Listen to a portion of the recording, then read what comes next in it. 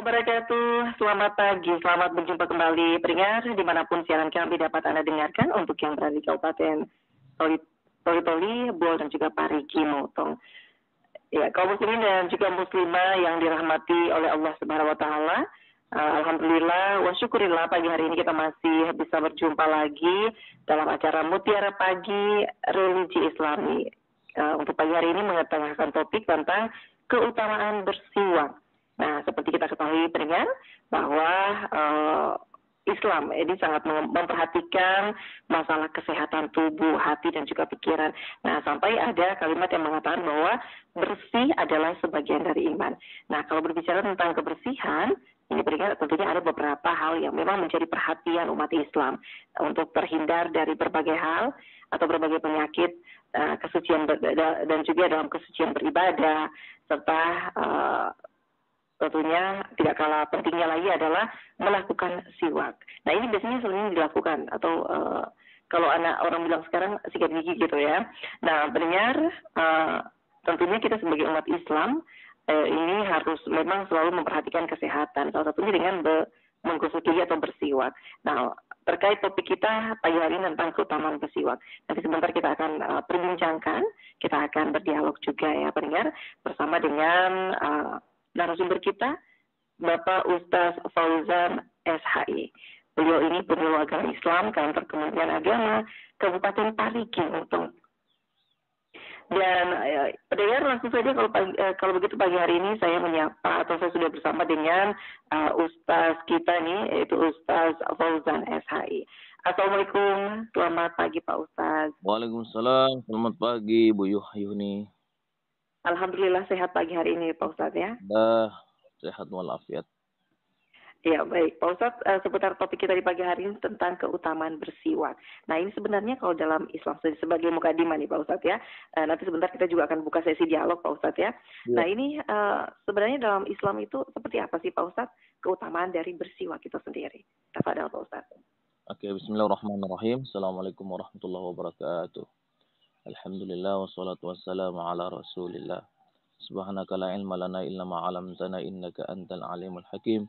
Rabbi syrah li sadri wa yassir li amri wahlul 'uqdatam min lisani yafqahu qawli. Rabbana zidna ilman warzuqna fahman.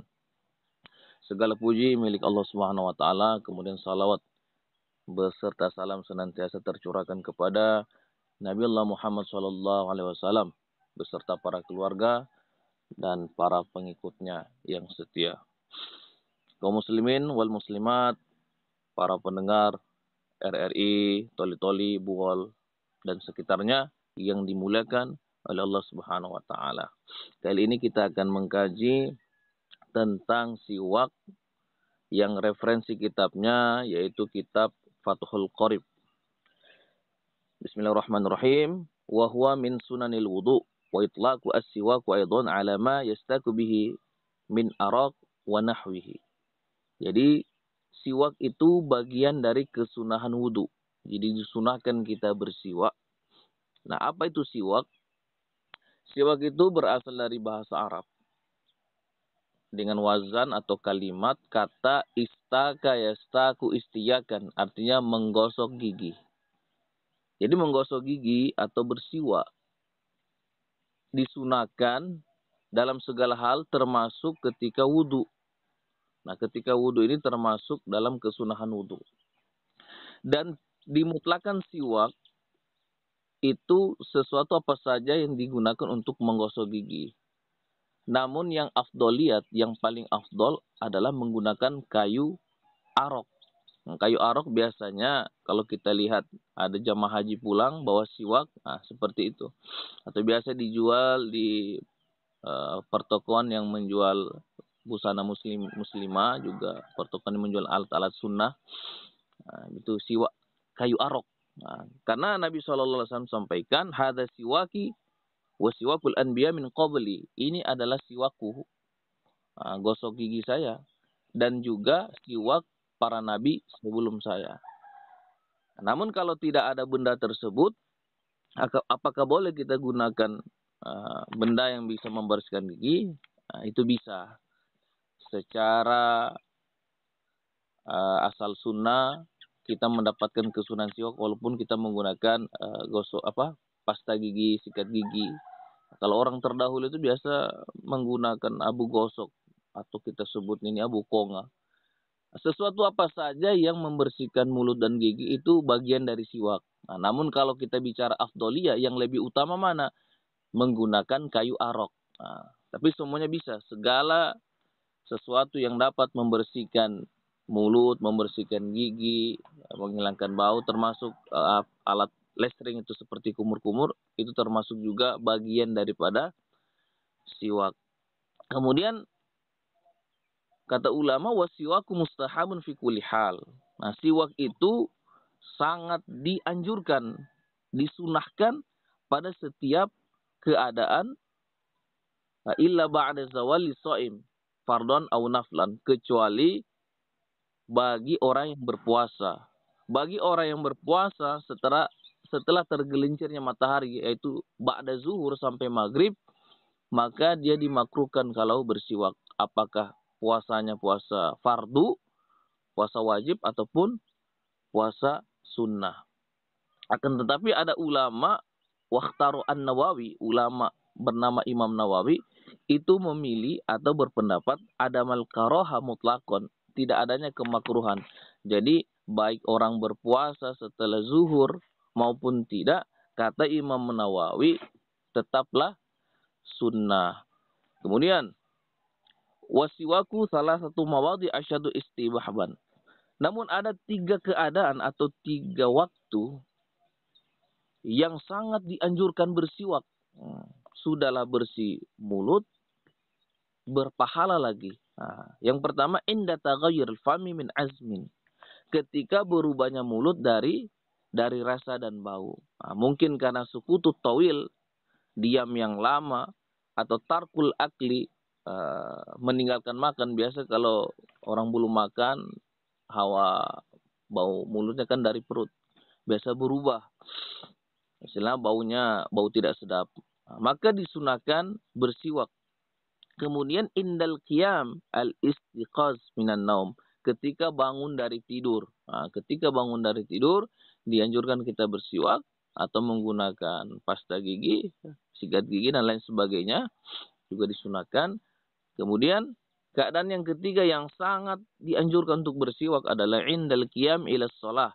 Ketika hendak melakukan sholat. Bahkan Nabi SAW sampaikan dalam satu hadis, rakaatan bisiwak khair min sab'ina rakaatan bila siwak. 2 rakaat dengan bersiwak lebih baik daripada 70 rakaat tanpa bersiwak. Nah, kalau orang sholat di Masjid Haram 2 rakaat sama dengan 100.000 rakaat. Jadi kita sholat 100.000 rakaat dulu untuk menyeimbangi orang di Masjidil Haram sholat 2 rakaat. Sholat 2 rakaat di Masjid Nabawi, Madinah, itu sama seperti 1.000 rakaat kita sholat.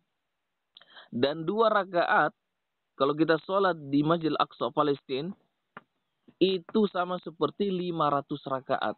Nah, untuk menyeimbangi itu, kita harus sholat 500 rakaat dulu. Sama seperti 2 rakaatnya orang sholat di Masjid Al-Aqsa.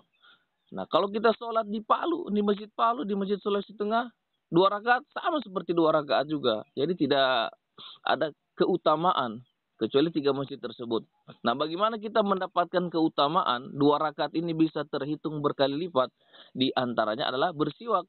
Sebagaimana Nabi SAW sampaikan tadi, 2 rakaat dengan bersiwak lebih baik daripada 70 rakaat tanpa bersiwak. Nah, demikianlah mukaddimah singkat yang kami sampaikan, dan saya kembalikan kepada Mbah Yuni. Ya, baik. Pendengar dimanapun Anda berada, dan juga Pak Ustadz yang tadi sudah kita dengarkan bersama di pendengar, sebagai pembuka kita untuk pagi hari ini di Mutiara Pagi Religi Islami seputar keutamaan bersiwak. Nah, ternyata banyak keutamaan dari bersiwak itu yang tadi sudah dipaparkan oleh Pak Ustadz. Dan untuk Anda yang ingin bergabung pendengar, kita juga membuka line telepon dan juga WhatsApp di nomor yang sama di 0853 4383 1230. Sekali lagi pendengar di 0853 4383 1230. Silakan untuk Anda yang ingin mungkin bertanya langsung pagi hari ini tentang topik kita, keutamaan bersiwak. Nah ini Pak Ustadz, ini menarik sekali ya tentang bersiwak nih Pak Ustadz. Jadi seperti tadi Pak Ustadz bilang bahwa setiap bangun tidur itu ya keutamaan untuk bersiwak, atau 3 waktu yang dianjurkan untuk bersiwak saat bangun tidur. Nah ini kan biasanya kalau subuh nih Pak Ustadz, apalagi kalau kita nggak keburu biasanya bangun kesiangan, boleh tidak Pak Ustadz tanpa bersiwak langsung wudhu aja gitu Pak Ustadz? Iya, kan bersiwak tadi asal hukumnya sunnah. Ya, nah ini kalau kita lakukan, kita dapat pahala. Kita tinggalkan, tidaklah berdosa, juga tidak mendapatkan pahala. Makanya dalam wudhu itu ada juga bagian siwak juga, walaupun tidak sama halnya seperti berkumur-kumur. Nah, namanya matmadah, berkumur-kumur. Itu juga bagian daripada siwak. Karena tujuan siwak adalah menghilangkan bau mulut lah, menghilangkan mulut. Jadi menghilangkan mulut. Jadi berkumur-kumur termasuk juga bagian siwak. Namun yang afdalnya kalau praktek menggosok gigi. Nah, seperti itu. Oke. Nah ini Pak Ustadz, kita ketahui bersama bahwa memang sekarang kan banyak sekali produk-produk itu Pak Ustadz yang untuk bisa menghilangkan bau mulut seperti itu Pak Ustadz. Nah ini kalau tentang untuk mulut begitu Pak Ustadz ya, khususnya untuk nafas gitu. Ada biasanya menggunakan produk-produk yang mengandung alkohol begitu Pak Ustadz untuk membersihkan mulut. Itu bagaimana Pak Ustadz hukumnya dalam Islam? Jadi saya pernah mendengarkan beberapa ulama, di antaranya Buya Yahya. Jadi alkohol yang digunakan untuk khamar sama alkohol digunakan untuk parfum, alkohol dan lainnya, itu alkoholnya berbeda. Jadi beda untuk yang kayak khamar, beda untuk parfum, beda juga untuk yang lain. Nah, jadi itu tidak bermasalah. Andai kata alkoholnya sama dengan zatnya dengan yang khamar itu lo tidak bermasalah. Kenapa? Karena tidak digunakan minum. Karena sama seperti kalau yang orang menggunakan suntik itu kan pakai alkohol juga. Andai kata kalau alkohol itu sama zatnya dengan alkohol khamar, tapi kata Buya itu beda alkoholnya, jadi tidak bermasalah. Oke, jadi berarti boleh ya Pak Ustadz ya? Oke. Ya sekali lagi untuk Anda yang bergabung, kita buka line telepon di 085343831230 atau di 085343831230, bisa juga melalui WhatsApp di nomor yang sama. Ini saudara yang bergabung melalui WhatsApp kami nih Pak Ustadz. Assalamualaikum Pak Ustadz. Waalaikumsalam. Pak Ustadz, kalau dahulu nih umat Islam di zaman Rasulullah, kegiatan membersihkan gigi ada beberapa bahan, baik bahan cairan atau benda yang digunakan. Nah, apakah di zaman modern saat ini perlu nih mempertimbangkan kegiatan gosok gigi ini dengan bahan yang diperintahkan agama? Ini dari Rini di Panasakan nih Pak Ustadz. Iya, ada saudari Rini ya. Rini. Pada saat terima kasih atas pertanyaannya.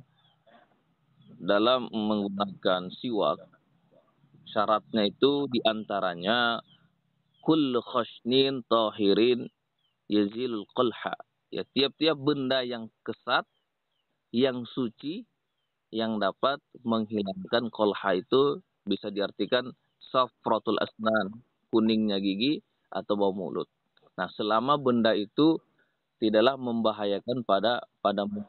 Misalnya menggunakan seperti listring, seperti model kumur-kumur, kalau bisa jangan sampai zatnya itu merusak gigi, merusak gusi, merusak lidah dan lain sebagainya. Aman. Selama benda itu aman dan dapat membersihkan bagian mulut, itu juga termasuk siwak dan disunahkan.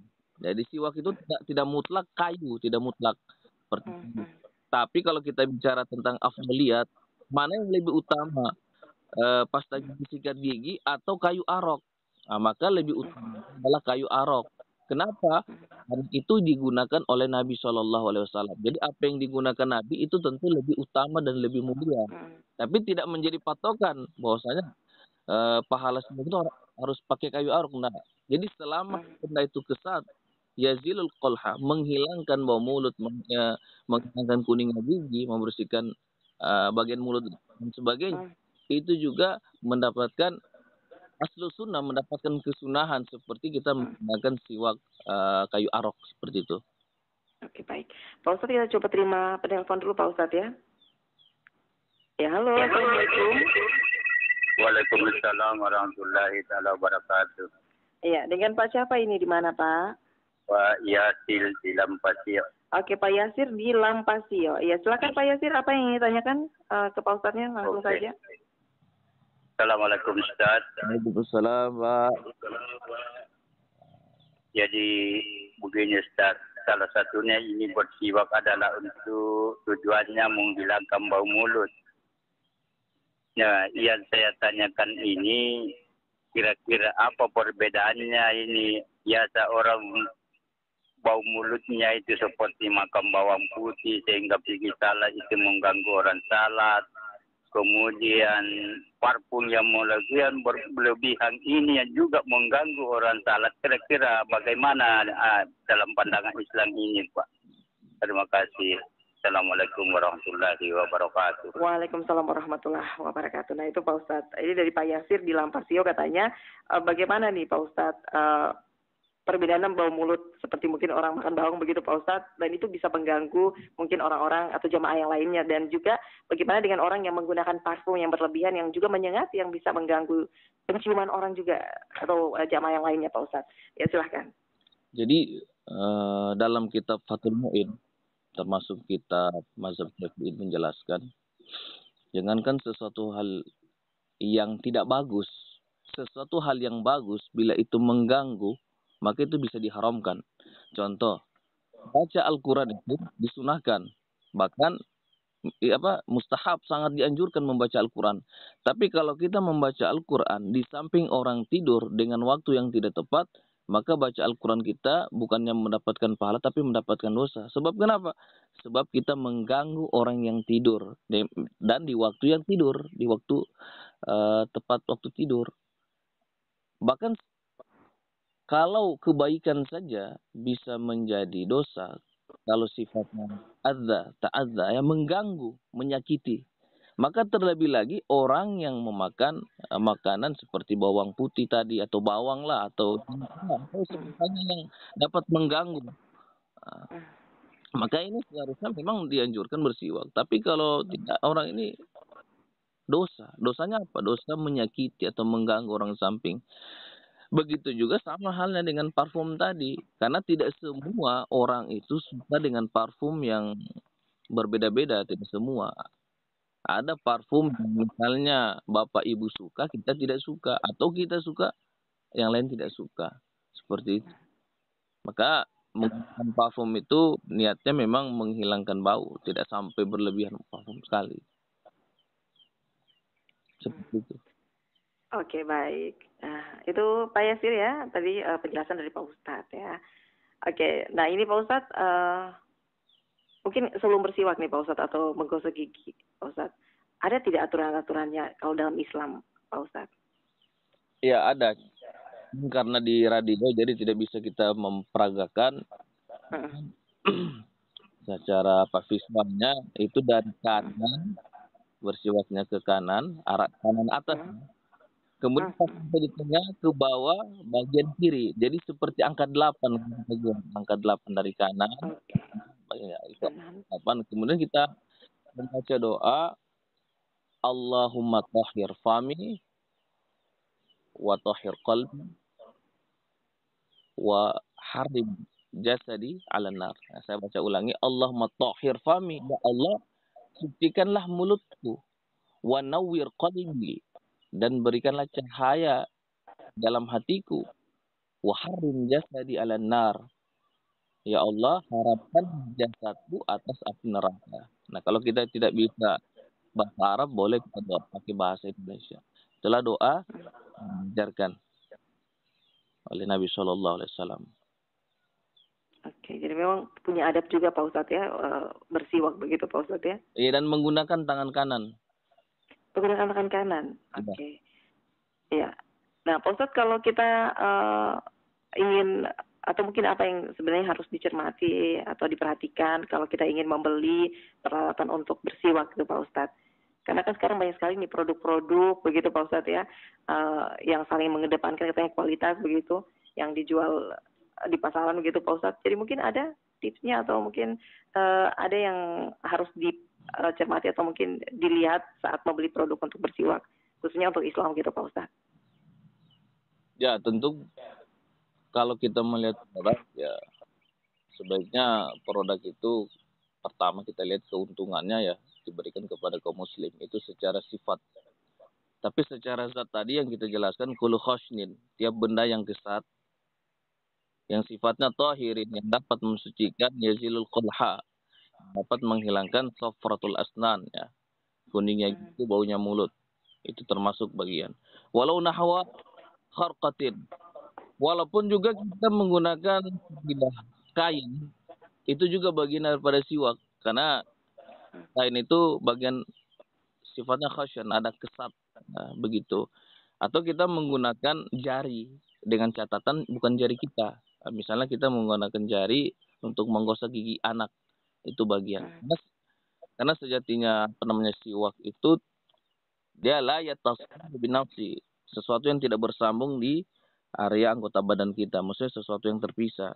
Jadi kalau jari kita tidak bagian dari siwak, kenapa? Karena jari bagian anggota badan kita. Seperti itu. Oke, nah ini Pak Ustadz biasanya, ini kan tadi Pak Ustadz juga sempat menyinggung tentang waktu yang dianjurkan untuk bersiwak. Nah, salah satunya yaitu dengan ketika akan melaksanakan sholat begitu Pak Ustadz. Nah, biasanya kalau dalam apalagi kalau sudah mulut juga tadi juga Pak Ustadz bilang bau mulut sudah mulai berubah begitu Pak Ustadz. Nah, ini kalau di dalam berpuasa begitu Pak Ustadz ya. Nah, kan biasanya apalagi bulan suci Ramadan begitu Pak Ustadz ya. Nah, ini pasti bau mulut akan berubah juga gitu Pak Ustadz. Nah, bagaimana nih Pak Ustadz untuk yang bersiwak atau menggosok gigi di setiap kali waktu sholat gitu Pak Ustadz? Hukumnya bagaimana nih Pak Ustadz? Makanya mayoritas ulama tadi memakruhkan orang yang bersiwak ketika puasa dalam waktu tergelincirnya matahari, yaitu dari zuhur sampai maghrib, kecuali Imam Nawawi tadi ya. Sebab kenapa ulama memakruhkan, ada satu hadis Nabi sallallahu alaihi wasallam, la khulufu fam shaim atnabu innallaha min rihil misk. Jadi bau mulutnya orang berpuasa itu lebih Allah Ta'ala sukai daripada minyak kasturi. Artinya minyak kasturi kan wangi sekali, sangat wangi. Orang-orang sangat suka dengan wangi kasturi kebanyakan. Nah, Allah Ta'ala lebih suka lagi kepada bau mulutnya orang berpuasa. Jadi berbeda ya, bau mulutnya orang berpuasa sama bau mulutnya orang tidak berpuasa itu berbeda. Nah, berbedanya kenapa? Kenapa bau mulutnya Allah Ta'ala suka? Karena dia dalam keadaan berpuasa. Karena puasa ini pahalanya, nilainya langsung diberikan oleh Allah Ta'ala langsung. Bahkan naumus shaim ibadah. Tidurnya orang puasa dalam kitab Ihya itu ibadah. Sebab kenapa tidurnya orang puasa dihitung ibadah sementara tidurnya orang tidak puasa tidak ibadah? Karena dia dalam keadaan berpuasa. Puasanya itu yang Allah Ta'ala nilai. Jadi segala sesuatu efek dari puasa itu Allah Ta'ala suka. Termasuk efek bau mulut. Sementara bau mulutnya orang tidak puasa ya tidak Allah sukai. Bahkan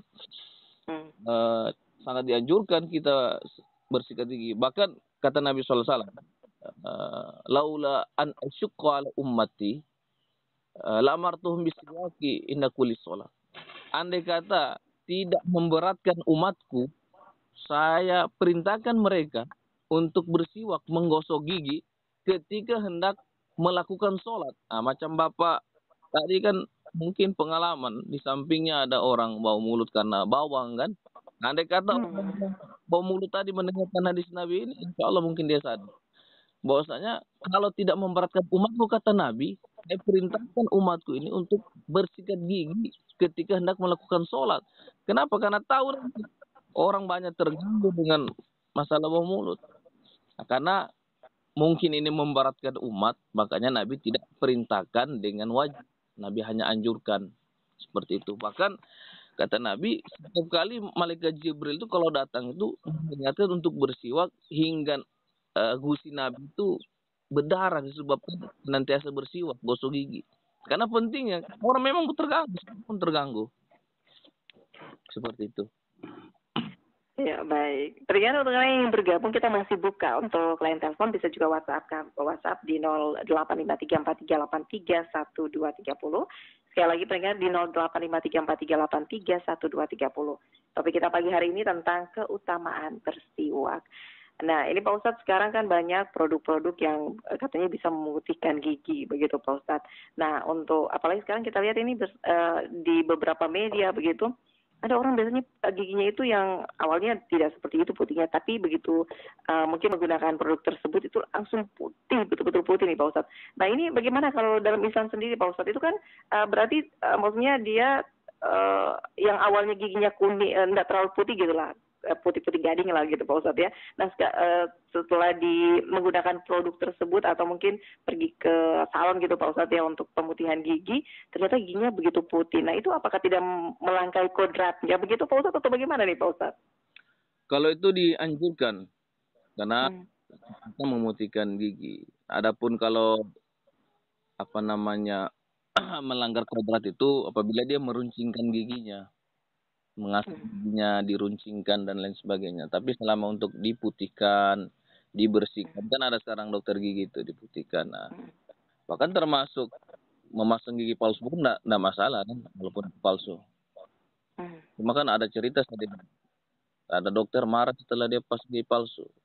Kenapa marah? Karena dokternya dibayar sama uang palsu. Kan jadi pasang gigi palsu gitu Pak Ustadz ya. Pas gigi saya ya gigi palsu. Tapi cerita saja. Oke. Tapi kalau bagaimana kalau yang mohon maaf ya, untuk yang memasang kawat gigi gitu Pak Ustadz, yang mungkin giginya bagaimana tiba-tiba maksudnya katanya untuk memperbaiki struktur gigi atau mungkin untuk kecantikan begitu Pak Ustadz? Pertama kalau untuk kesehatan itu dibolehkan untuk kesehatan. Kemudian kalau untuk kecantikan itu khusus untuk yang sudah bersuami. Khusus untuk yang sudah bersuami, untuk kecantikan itu dianjurkan. Kenapa? Karena dia punya suami, memang diniatkan semua untuk suami. Tapi kalau untuk kecantikan, diniatkan untuk siapa? Nah, mungkin kepada orang lain, apalagi yang bukan mahram. Seperti itu. Tapi sekarang kan biasanya anak-anak muda gitu Pak Ustadz, soalnya biar lebih biar mengikuti tren itu Pak Ustadz. Nah, kalau dalam Islam sendiri bagaimana hukumnya pemasang kawat gigi untuk tren seperti anak muda sekarang begitu Pak Ustadz? Pertama, menggunakan kawat gigi itu kalau kesehatan itu dibolehkan. Kalau kesehatan. Tapi kalau untuk sekedar tren, khawatirnya kita itu masuk dalam kategori hadis Nabi itu man tasyabbah biqaumin faminhum. Siapa yang mengikuti suatu kaum, kita bagian daripada kaum tersebut. Nah, apalagi yang diikuti tren itu siapa? Seperti itu. Tapi kalau untuk kesehatan atau untuk meratakan gigi itu tidak masalah. Sebagaimana maaf ada bayi yang lahir dalam keadaan sumbing, nah maka diperbaiki struktur bibirnya biar bagus, itu masalah. Itu melanggar kodrat. Memang itu kesehatan. Sama seperti kita tadi. Kalau memang untuk kesehatan tidaklah membahayakan, selama tidak membahayakan itu dibolehkan. Oke. Nah, ini Pak Ustadz terkait tentang siwak itu sendiri. Nah, kalau kayu atau kayu tadi kayu arok ya begitu Pak Ustadz, yang Pak Ustadz bilang tadi ya untuk kayu siwak itu. Nah, ini biasanya kalau untuk kayu arok itu sendiri itu berapa kali penggunaan nih Pak Ustadz yang bisa dilakukan? Ya, setiap kali penggunaan biasa kalau kita gunakan itu kalau sudah hancur dia punya kayu untuk potong lagi. Setelah kita potong sampai dia pendek. Cuma terkadang orang menggunakan gitu. Biasanya ujiannya jarang sampai habis waktunya. Jadi sampai dia sering hilang. Pendek itu Pak. Sering hilang. Nah ini kan kayu agak keras itu Pak Ustadz. Kalau kayu siwak sendiri itu atau kayu arok itu biasanya kalau direndam itu berapa lama Pak Ustadz biar dia bisa sedikit empuk gitu untuk gigi kita? Kalau yang model biasa itu, yang harga biasa, harga yang terjangkau itu memang agak keras. Jadi direndam dia sampai lembek, sampai dengan panas. Tapi ada sudah yang harga mahal tapi agak terjangkau, itu lembek dia. Hanya kupas kulitnya, kemudian gigit saja kayunya, gunakan siwak. Salah satu fadilah siwak ini tulis ulama sekitar 70. Di antaranya bersiwak yang menggunakan kayu arok ya. Itu memudahkan seseorang mengucapkan kalimat Thayyibah la ilaha illallah Muhammad Rasulullah ketika akhir hayatnya, ketika sakaratul maut, dimudahkan dia mengucapkan kalimat tersebut.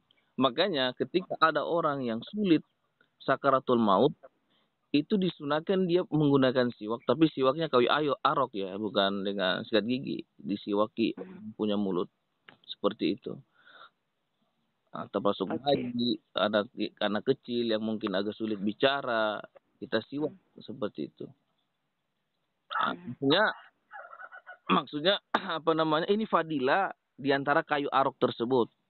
Kalau kita bicara tentang umumnya sikat gigi ya semua memiliki fadilah, tapi ada khusus daripada kayu arok tersebut. Sebab ini kayu yang digunakan oleh Nabi dan juga seluruh para nabi sebelum Nabi Muhammad SAW. Iya, ada tidak cara untuk bisa membedakan ini sebenarnya kayu arok asli atau tidak nih Pak Ustadz? Yang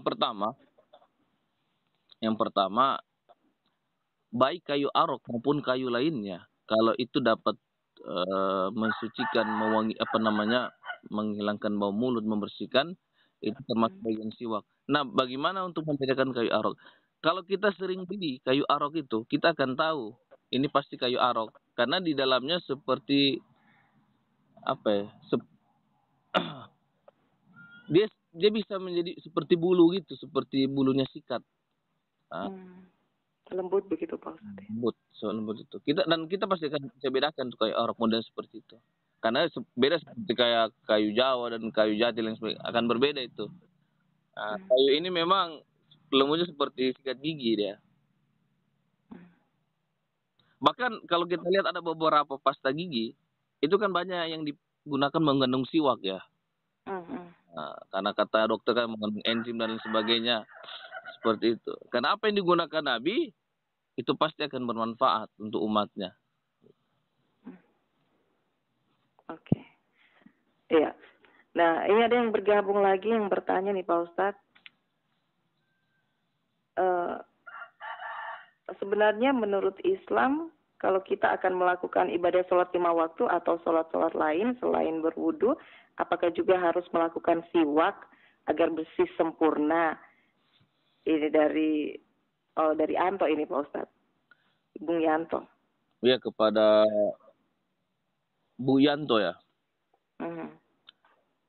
Kalau kita gunakan siwak di saat wudu atau selain sholat, ya kita gunakan seperti kita bersikat gigi, digunakan serius begitu.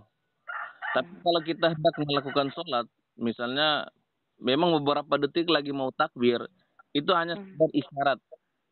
Sekedar menggosok sekali itu hanya sekedar isyarat untuk mengambil faedah, istifadah, mengambil faedah. Karena kata Nabi kita jelaskan 2 rakaat dengan bersiwak lebih baik daripada 70 rakaat sholat tanpa bersiwak. Jadi beda-beda ketika siwak kita sholat sama ketika wudu. Kalau wudu memang agak sedikit lama dan serius. Tapi kalau untuk ketika hendak sholat itu hanya dari istifadah mengambil faedah sekedar saja. Hanya menyentuh di mulut, mungkin putar sekali sudah. Kalau kita sering melihat video Habib Umar Al-Hafidh, ulama dari Yaman itu sering menggunakan siwak ketika hendak sholat. Bahkan Nabi dan sahabat memang menggunakan siwak ketika hendak sholat. Hanya sedikit saja siwak. Tapi kita jarang kita lakukan. Kenapa? Karena mungkin dalam kebiasaan kita jarang. Apalagi kalau di kampung-kampung kita gunakan, orang akan heran.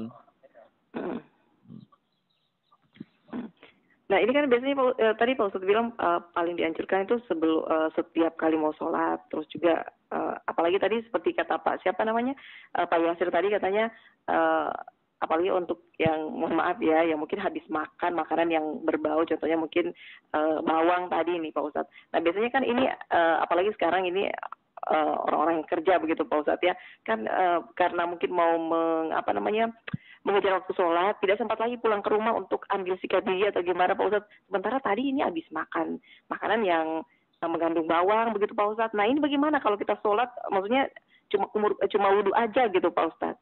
Ada alternatif terakhir hanya kumur-kumur pertama. Kumur-kumur, kemudian kalau merasa bau mulut ini dapat mengganggu, ya maka orang ini diperintahkan dianjurkan dia sholat sendiri atau sholat memang berpisah dengan jamaah. Nah, kalau kita badan kotor, pokoknya sifatnya mengganggu orang lain, maka kita dianjurkan sholat sendiri. Yang tadinya kita dianjurkan sholat berjamaah. Tapi kalau kita dalam keadaan mengganggu orang, maka kita dibilang untuk sholat sendiri. Tadinya dengan ibadah nyaman dengan berjamaah, akhirnya dia tidak mau berjamaah. Maka kita ikon juga.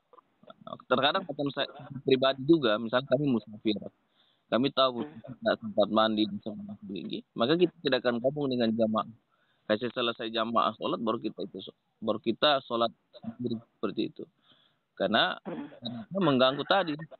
Akhirnya dalam sholat sudah buka seperti zikir, ingat Allah. Dalam sholat sudah seperti ngomong orang di samping, bau sekali orang punya mulut dan lain sebagainya. Sampai ke sudut, sampai dia salah. Tidak lurus sholatnya. Oke. Iya baik, aduh, ini kayaknya menarik ya kalau tentang bersiwak gitu Pak Ustadz, karena memang ini sering terjadi juga dalam kehidupan kita, apalagi untuk yang biasanya ini mau sholat, tapi kalau mau pulang ke rumah ambil alat-alat siwak ini tidak akan riki waktu sholat gitu Pak Ustadz ya. Termasuk dianjurkan dalam kehidupan sehari kalau kita misalnya mengkonsumsi permen, ya mengurangi bau mulut. Mewangi termasuk dianjurkan juga. Jadi mungkin ada alternatif lain begitu Pak Ustadz, apalagi untuk yang mungkin mau sholat begitu. Iya, makanya ketika pagi-pagi dianjurkan kita minum madu kan 2 atau 3 kali. Biasa bau mulut itu kan dari lambung biasanya. Juga sudah sikat gigi tapi masih bau. Ternyata itu baunya dari lambung. Makanya kita minum madu. Bau itu tidak dari lambung seperti itu. Berarti madu juga bisa sedikit membersihkan lambung begitu Pak Ustadz ya. Juga dirasa-rasa juga kalau kita mulut kita kayak ada apa, jangan juga bicara dengan kawan dengan dekat. Untuk alhamdulillah sekarang sudah pakai masker, sudah bisa pakai masker Pak Ustadz ya. Jadi dia sendiri cium. Sampai pinggang sendiri begitu. Oke, Pak Ustadz, terasa kita sudah di penghujung acara kita nih Pak Ustadz. Oke, mungkin terakhir nih Pak Ustadz di penghujung acara kita sekaligus closing kesimpulan dan juga mungkin apa yang ingin disampaikan untuk kaum muslimin dan juga muslimah yang di pagi hari ini mungkin lagi mendengarkan siaran kita tentang keutamaan bersiwak. Jadi sebagai closing saya kutip dalam satu kitab Fadil Amal. Bersiwak adalah sunnah yang sering diabaikan. Padahal hadis lain menyebutkan 2 rakaat dengan bersiwak lebih utama daripada 70 rakaat tanpa bersiwak. Hadis lain menyatakan jagalah siwak karena di dalamnya terdapat 10 keutamaan. Di antaranya membersihkan mulut, menyebabkan Allah ridha, membuat setan marah, membuat para malaikatnya cinta, menguatkan gigi, menghilangkan kotoran, mewangikan mulut, mengurangi kekuningan, memperjelas penglihatan dan sepuluh menghilangkan bau mulut. Dan bersiwak adalah sunnah Rasulullah SAW, di mana ketika orang mengerjakan sunnah, menghidupkan sunnah, dia pahalanya seperti 100 orang mati syahid. Dan siwak termasuk sunnah Nabi, sebagaimana Nabi SAW sampaikan, man ahya sunnati faqad ahabani wa man ahabani kana ma'i fil jannah. Siapa yang menghidupkan sunnahku, maka ia mencintaiku, dan siapa mencintaiku maka bersamaku di dalam surga. Semoga kita termasuk orang-orang yang dicintai Nabi karena mengamalkan sunnah, termasuk sunnah bersiwak. Ya, amin ya rabbal alamin. Oke, baik. Terima kasih Pak Ustadz untuk waktunya di pagi hari ini. Tentunya sudah hadir di Mutiara Pagi Religi Islami. Dan semoga tentunya apa yang sudah disampaikan tadi ini bisa bermanfaat untuk kita semuanya. Dan kita berharap juga ini menjadi satu satu ilmu juga untuk kita Pak Ustadz ya. Baik, terima kasih sekali lagi Pak Ustadz. Selamat beraktivitas kembali dan Assalamualaikum warahmatullahi wabarakatuh Pak Ustadz. Assalamualaikum warahmatullahi wabarakatuh. Iya, pendengar teristimewa kaum muslimin dan